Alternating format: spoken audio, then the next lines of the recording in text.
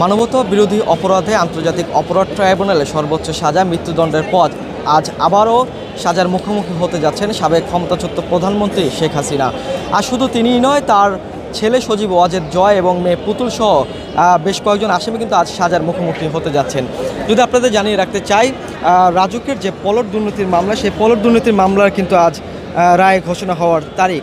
আমরা এখন সরাসরি যুক্ত আছি ঢাকার মহানগর দায়রা জজ আদালত থেকে।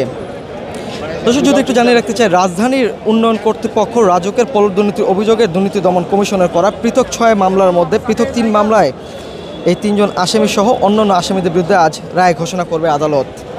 এই 3 মামলায় মোট 47 জন আসামির 23 জনে যাবজ্জীবন কারাদণ্ড হতে পারে বলেও প্রত্যাশা করছেন রাষ্ট্রপক্ষের আইনজীবীরা। আমরা যুক্ত আছি ঢাকার মহানগর দায়রা জজ আদালত থেকে। যদি আপনাদের একটু দেখাতে চাই, এই রায় ঘোষণার যে আজকের তারিখ, এই তারিখকে কেন্দ্র করে কিন্তু এখানে আইন শৃঙ্খলা বাহিনী কিন্তু কঠোর অবস্থানে আছেন। আমরা সকাল থেকে যেমনটি দেখতে পেয়েছি যে পুলিশ এবং সাদা পোশাকে পুলিশের পাশাপাশি এখানে আমরা দেখতে পাচ্ছি যে বিপুল পরিমাণে বিজিবির সদস্য কিন্তু এখানে মোতায়েন আছে। আমরা যদি আপনাদের একটু জানিয়ে রাখতে চাই যে এর আগে আন্তর্জাতিক অপরাধ ট্রাইব্যুনালের যে মানবতা বিরোধী মামলা, সেই মামলা কেন্দ্র করে কিন্তু আওয়ামী লীগের পক্ষ থেকে বিভিন্ন কর্মসূচি এবং নাশকতার কিন্তু একটি দৃশ্য দেখা গিয়েছিল এবং সেই কোনো অপ্রীতিকর ঘটনা যেন না ঘটে সেই দিকে কিন্তু একমাত্র স্মার্ট সিটি বসুন্ধরা, আধুনিকতায় এক ধাপ এগিয়ে। নজরদারি কিন্তু বৃদ্ধি করা হয়েছে আদালত প্রাঙ্গণে। আমরা সকাল থেকে দেখতে পাচ্ছি এখানে দেখতে পাচ্ছেন যে বিজিবির সদস্যরা কিন্তু এখানে মোতায়েন আছে। আমরা যদি একটু দেখাতে চাই যে সকাল থেকে কিন্তু বিভিন্ন গণমাধ্যম কর্মীরা এখানে আছেন আজকের এই রায় ঘোষণারকে কেন্দ্র করে। রাষ্ট্রপক্ষের যে আইনজীবীরা আছেন তারা যেমনটি গণমাধ্যমকে জানিয়েছেন যে আসামিরা মামলা দায়েরের পর থেকেই পলাতক আছেন।